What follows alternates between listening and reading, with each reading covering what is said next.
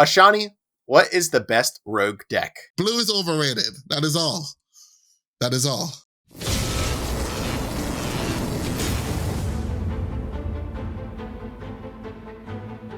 Hello, everyone, and welcome to the Playing with Power podcast, the podcast where we talk about all things cEDH, EDH, and Magic the Gathering. I'm your host, Ashani. And I am your host, Callahan.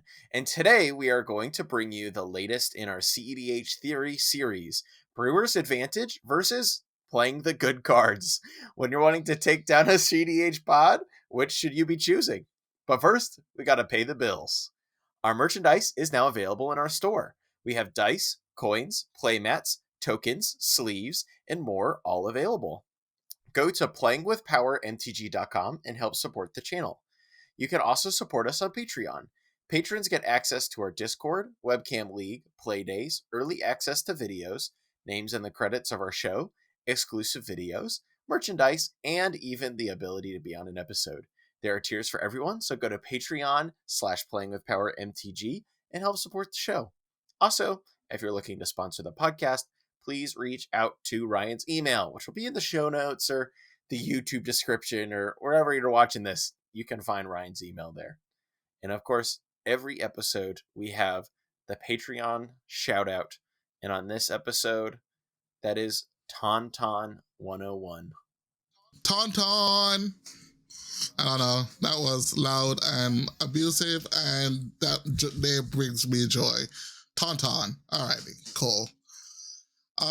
Brewer's Advantage versus good cards.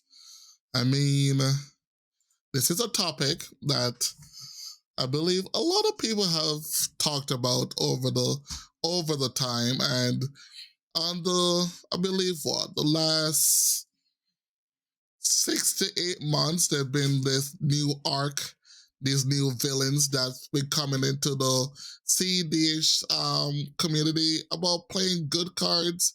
Let's take all these cute high synergy cards out of our decks and play the good cards that wins games.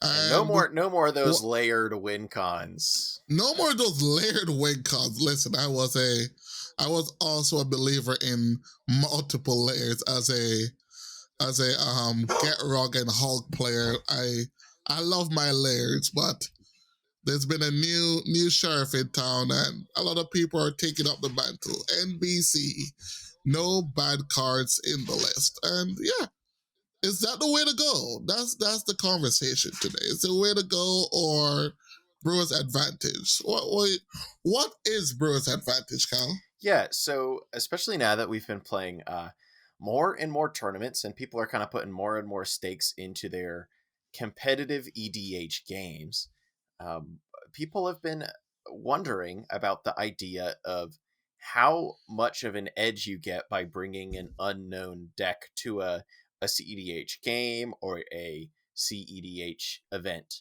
And when you bring an entirely unknown deck to the table, a lot of people like to think that gives you like a big edge. So that's what people kind of shorthand as the Brewer's Advantage. The Brewer's Advantage is having an unknown deck at a table or a little known deck at a table that you're playing, and thanks to whether it be unfamiliar win con lines or an unfamiliar plan that your deck does in general, or maybe even entirely unfamiliar cards, you can trip up your opponents and they don't interact at the right time, or you can your opponents will just be like, oh, that deck isn't powerful enough, so I'm not going to respect it. I will just not mess with that person, and then once the other decks have kind of beat up on each other, then you can win the game, or something like that. That's what Brewer's Advantage is. Ashani, are you a big believer in Brewer's Advantage? I once was a big believer in Brewer's Advantage, and it was like you play your cue cards and only you know what the cue cards do. And I think that gives you an edge in a lot of pods where you see a weird commander and you're like, I have no idea what you're doing. For me at this moment, I just played against Zane, Z-Rob. I can't remember this Placewalker, Mardu Placewalker that something, I don't know. It's bad. And he is a 4 mana, -2. Someone will tell me what it is in the comments. -2, you mill 4 cards, bring legendaries back Oh, to your hand. Jahada. Jahada, Binder see? of Alrighty. Wills, yeah. Yeah. And yeah, so that was a thing, and I'm like, I don't know what this does, and I don't care. It's Mardu, you're gonna resolve an ad nauseum. I'm like, okay, sure. And he did none of that. He played the commander, and then they were like, oh, here's this Underworld Breach, and here's this Flicker. And I'm like, oh, that's cool. Your Planeswalker enables Breach line, and then he did it again with Heart of Karan. Heart of Karen. Yeah. I don't know what it was, but it was back in the standard, 2 mana legendary vehicle that says if you remove loyalty of a planeswalker, you get to crew it. So you use the Karn to remove the Kill the Jahada and loop it. And I'm like, all right, cool. I died to something I didn't expect. And nobody knew what was happening. And he won the game. And that's just Brewer's advantage. Just play something unknown. No one knows where to interact and just get to win. And I think that gives you, maybe I'm being generous here, but I think that gives you like a 20% edge Woo. over the normal 25% chance of winning the game. Could be a little much on that percentage, but I think it really gives you an edge as a Brewers. Another deck that I think been big on the rise recently, I think Tayam is another Brewers advantage deck. No, it was big with the two, I want to say fins, but I could be completely wrong where they come from. But the brothers, they're really big on that deck, and you just don't know what is happening. Like these weird cards, like money something, and carrion feeder, sacking this to bring back this. It's like, what is all these creatures doing? You do not know what is happening. And then you just get to win the game because no one knows where to interact. But for those decks to survive, you have to play a lot of so-called bad cards. And this is where like the no bad cards come in. So like there's been a revamp on a lot of Najila lists. Like I said, that's been the big deck upgrade. I think the last time someone did like the deck that had the best got the best upgrades was Blue Farm. But I think Najila, to me, was a deck that got the biggest upgrades. Like from the new deck building, from moving from the mid-range, big direct game plan to just playing all the best cards in 5 colors. And that's where, every card that you draw is a playable card. It's one of the top tier cards in those colors.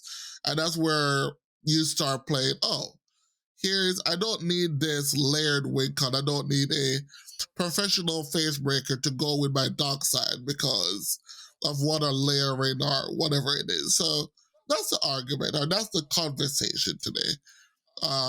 Which to go with. And for Kyle, I think you've played a few brews recently. What do you think about these?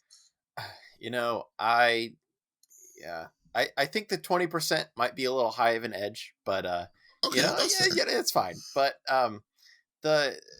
I have played a lot of brews recently. You're right. I've played Prosper, and I've played Nimrus, and I've played actually Minsk and Boo. Minsk and Boo, yeah.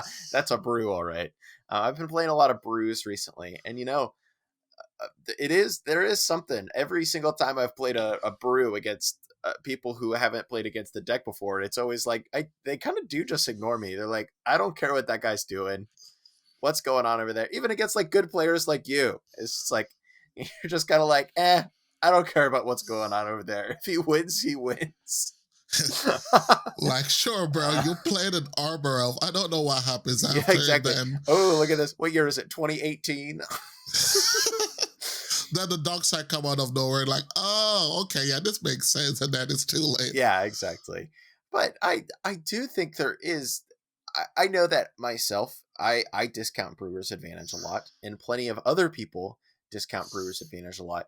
But there has been quite a bit of what I would describe as like Brewer's advantage based success in some of the Yes. recent major tournaments. Like I think the very first like breakout one that kind of shocked a lot of people was when Magda won Marchesa last year. And Yeah. there was even like fairly infamously the reason that the Magda player won in the finals was because that one of the other people in the finals just didn't understand that if they removed a specific stacks piece, the Magda player would win at instant speed as soon as the stacks piece was gone. I think Yep. that's I think that's very a very good example of like what the Brewers advantage can bring to the table. You're playing a deck that nobody knows. It might not look too intimidating. Like if you don't know what Magda does, you're not going to be all that intimidated by somebody playing a one drop worst dwarf you've ever seen in your life into a two drop that just makes more treasures when you tap your doors. But it's not the most intuitive thing to know that you can very easily create infinite treasures with Clock of Omens and whatnot to easily win the game. People aren't going to know that until they lose to it. So, and then in the same way, Cash Cards Unlimited last year was won by Teferi Temporal Archmage deck. Teferi. Yeah, Yeah. again, what year is it? 2016. 2016. Yeah. Yeah, exactly. So and I can't help I wasn't there, but I can't help but imagine that a lot of the reason, in addition to, from what I understand, the Teferi pilot is a very good pilot. I actually played against them at a recent cEDH tournament. It was at Punt City 2. I played against him because he was there. But it's one of those things where people might sit down at the table and they say, "Oh, Teferi Temporal Archmage. What year is it? 2016?" And then they ignore the Teferi player, and the Teferi player wins. Yeah. Mox Masters October, won by Comedian on Tivit. I think it was October. It might have been November. Won by Comedian on Tivit. Now we all know that Tivit is in fact a very strong, very powerful Yeah. cEDH deck that's like maybe proving itself to be one of the best of the best. But back then, it's a 6 drop. It's Esper. People hadn't really been talking about it. It's not entirely intuitive unless you already know that he's just going to put Time Sieve into play and win the game with infinite turns. And even at Silicon Dynasty, Slicer kind of came out of nowhere and Yeah. landed itself a top 16 spot or two. And just because like nobody was ready for that. Nobody knew how to handle that card. Nobody knew what was going on. Um, it's I've lost to a lot of rogue decks over time. I think it is easy to sit here and say, well, obviously the playing the good cards is good. Playing the good cards is really good because they're the good cards. but Exactly. but I is there any cons to playing the good cards? Do you think, Ashani? So there is the cons for playing the good cards would be everyone knows the good cards. And everyone knows what the good cards do. And everyone is expecting the good cards.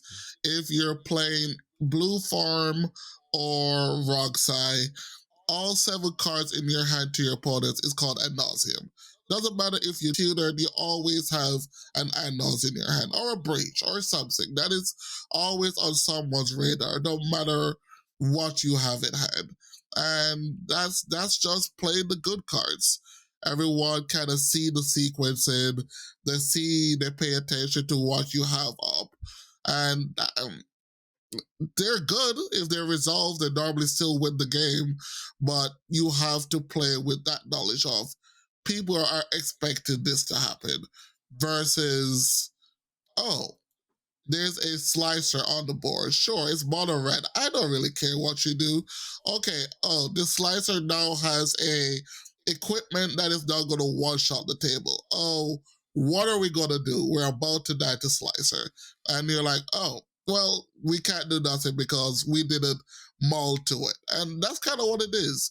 Also, I think, if we could agree with it, is normally the Brewers deck are normally the, the the people who do well with it, the pilots who do well with it, are normally the one that plays a lot of games with it. Mm-hmm. They're like hundreds of games under their belt with that same deck, so they kind of have that love for the deck. They also know the deck in and out.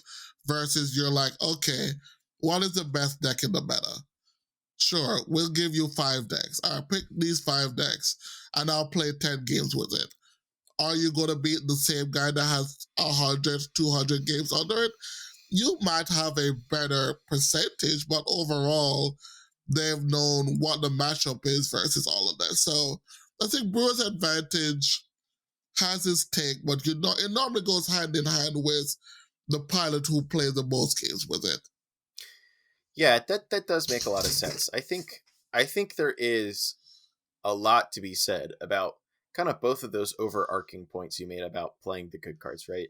I have heard time and again people who took Blue Farm to a tournament or whatever, or even just took Blue Farm to like their nightly cEDH games, who sit down and they tell me, "Man, I just never," or like even Najila. I kind of felt this way playing Najila at Punt City 1. I kind of sat down at my games, and the entire time I was playing, it felt like everybody at the table had it out for me, like no matter the Yeah, situation or the texture of the game or what my other opponents were doing, because you're playing Najila, you're playing Blue Farm, you have the objectively the strongest commander in the command zone at this table.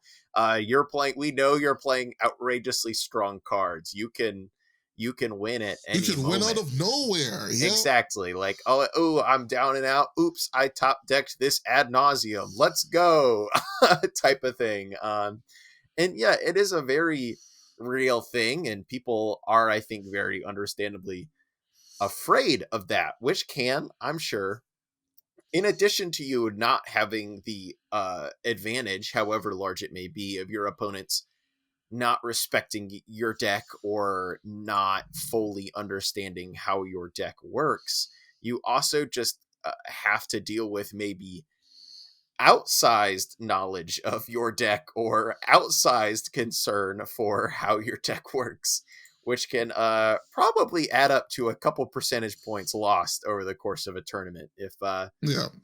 I've played a few Blue Farm games where somebody is just like, well, I don't care what else I could ever use this Red Blast for. I'm just gonna Red Blast your Crom just Yeah, randomly. I'm like, that's randomly. Yeah, okay, you got it, buddy. It's just like, and those things kind of add up. Is a Crom a bad target for a random Red Blast? No, but you should like probably hold on to it until someone resolves a Ristic study Ristic or study. something. Yeah, or the the Malcolm Tana player who's also at the table with us is trying to win. You could Red Blast the Malcolm. yeah. So that's always also like a Brewers deck when Malcolm first started on the rise. It was okay. What is Malcolm doing? We don't know. And then they're like, oh, out of nowhere, the Oh, Glector floats to the I top. I died to a Minotaur. I died to a Minotaur. Like, okay, all right, now we're just gonna kill it on sight. I don't care what you're doing. Kill it, kill it. Cause no one knew what Malcolm Tana was doing. Yep. And they're like, oh, here's this Tana. And then here's this Nimbizit. And then, oh, you're just dead. And that's kind of what the Brewers advantage is. You get the deck, you win a lot of games. People remember the games that you win. And eventually they either respect it or the deck kind of just goes by the wayside. You mentioned Prosper. I remember when Prosper was a very vibrant deck. People were building it, brewing it, playing it, and it had legs, but haven't seen Prosper in a while. It just fell off I'm like because, one of the two people I know that still plays Prosper from time to yeah. time. And I just do it because it's fun. I don't think it's a great deck or anything. It's a cool card. So I find it fun to play.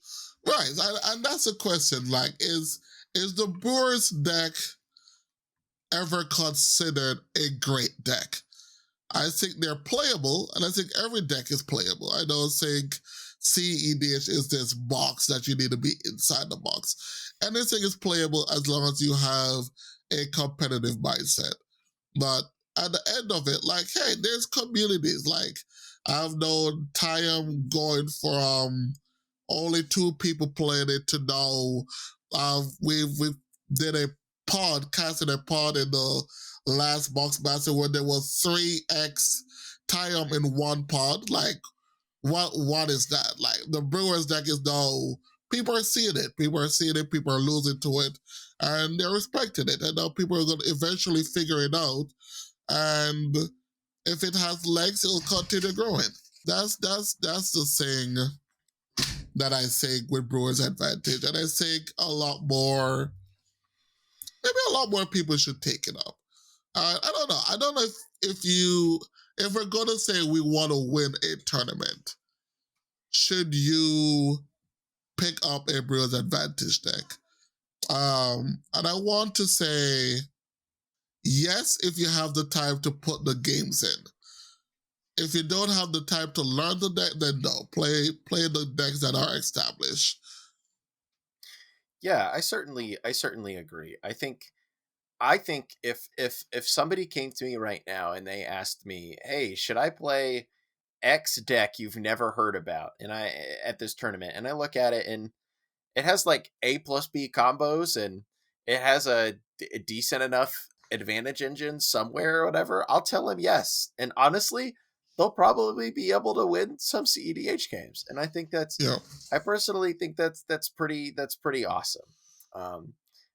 Especially with stuff like Tyam or Slicer or Teferi or Magda or what have you. A lot of that stuff is very cool. It's very, very fun decks to play, like how I felt about Prosper. There is a game plane there that's good enough that you can kind of just so happened to get your opponents with it. And I think that more people should take advantage of that, honestly. Like, I know Drake, our good friend Drake, playing with Power member Drake, Ashani's sworn enemy. I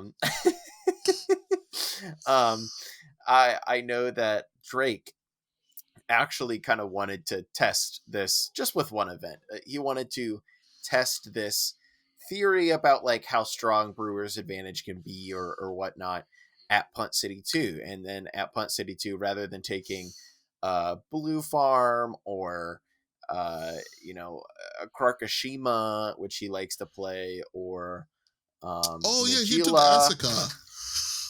Yeah, he took his Essica like Twiddle Storm, Jesky's Ascendancy type combo brew. Pile like of that's cardboard is what it is. It's a lot of layered win cons. When you're a Jesky Ascendancy deck, Ashani, all of your cards are your layered win con. All your 50 cantrips. Yeah, sure. Exactly. Sure is. So he wanted to test this out, and I'll be honest, I don't think he had a very good experience. I think he did not. He lost a lot of Magic the Gathering games, unfortunately, that weekend. But it's interesting to see people very specifically actually trying to test this out now. I think that's what I'm very interested in seeing in the coming months. I know of at least like 2 people who, for Cash Cards Unlimited, are currently like sneakily working on like kind of secret decks that they think have enough legs and that people haven't worked on ever or in a really long time, that they think they're going to be able to show up with and get like a Brewer's advantage with. And I think that's awesome. I think that's something that I really like to see. I think that's something that's really cool. But at the end of the day, Ashani, I think I got to be really honest with you. But first, we're going to take an ad break and then we'll be right back. Today's podcast is sponsored by Card Conduit. Do you have extra cards lying around that you don't use? Want to buy or trade for some extra cards but don't know how to maximize the value? Then you should try out Card Conduit. Card Conduit is the best service when it comes to selling your extra cards. Don't waste hours trying to find the best buy list price for your cards online. Simply send them to Card Conduit and let them take care of the rest. I've used Card Conduit multiple times already. I always use them to get the best value of my extra cards.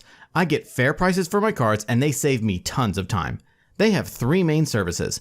Their standard service lets you send them unsorted cards of any value. They will sort, grade, and give you the best buy list price for your cards. Their curated service is similar. Send them your unsorted cards worth over $1 in value. They will charge half of the fee of the standard service and charge no fee per card. Their new sorted service is a great value as well. Choose cards in advance with their selection tool, send them sorted to Card Conduit, and they will grade and buy list them automatically. Save yourself the time of having to send to multiple sites and let Card Conduit do it instead. Their fee is only 2% with no fee per card.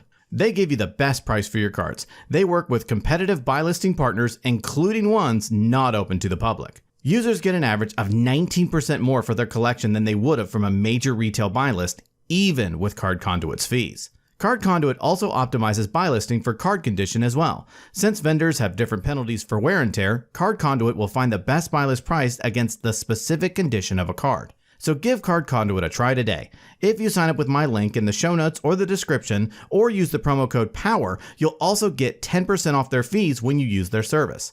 A big thanks to Card Conduit for sponsoring today's podcast.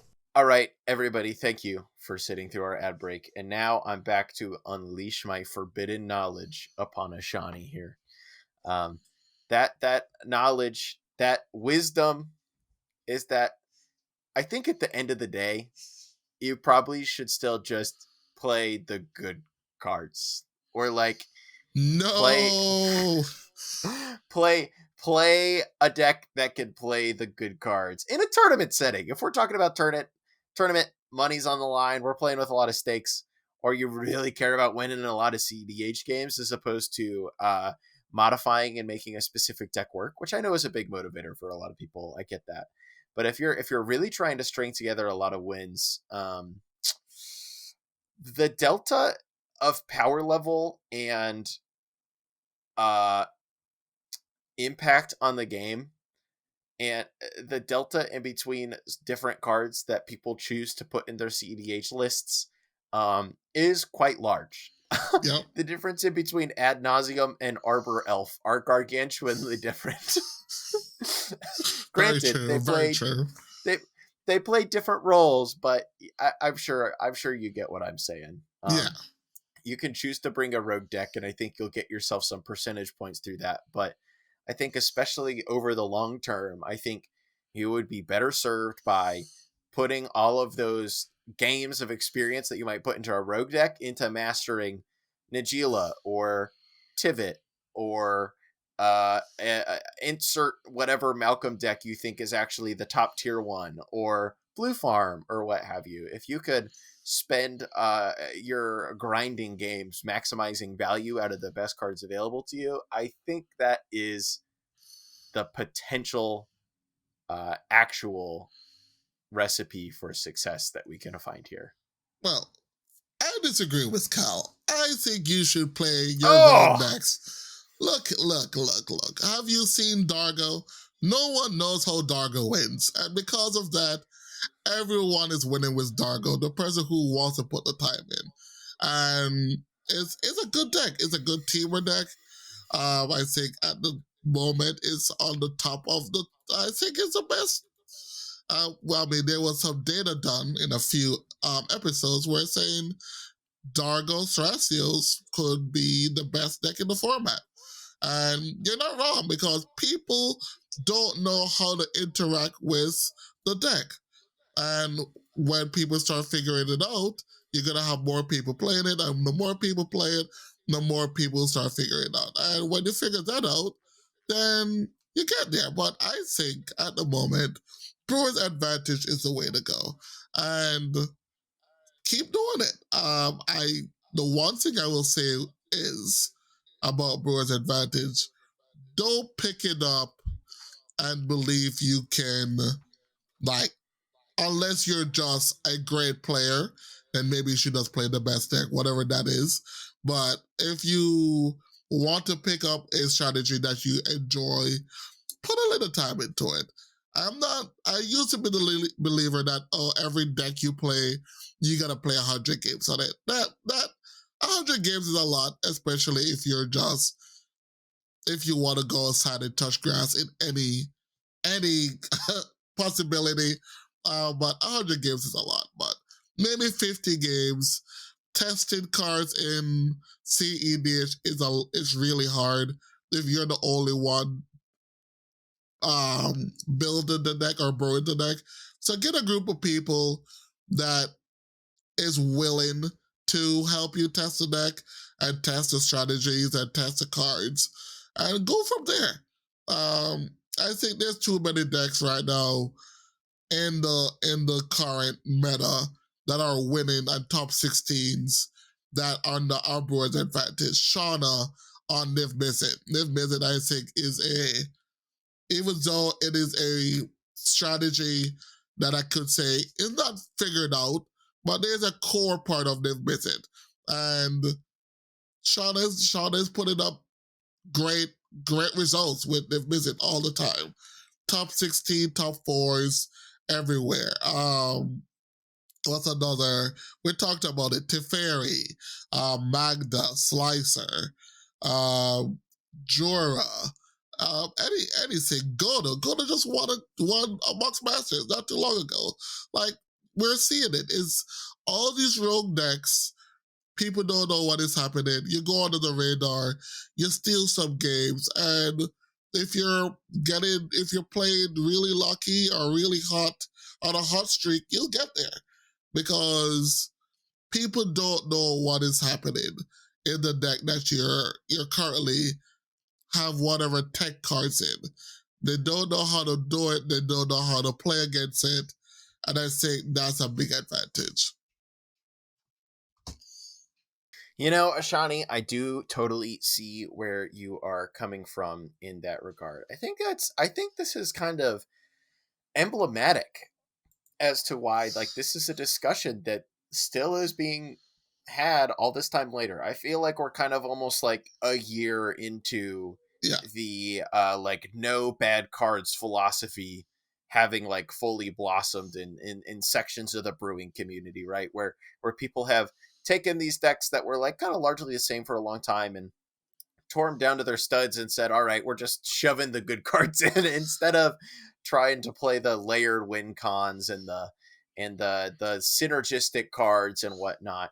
And I think they've seen results, but that is the thing. The rogue decks, like you just said, are still putting up results.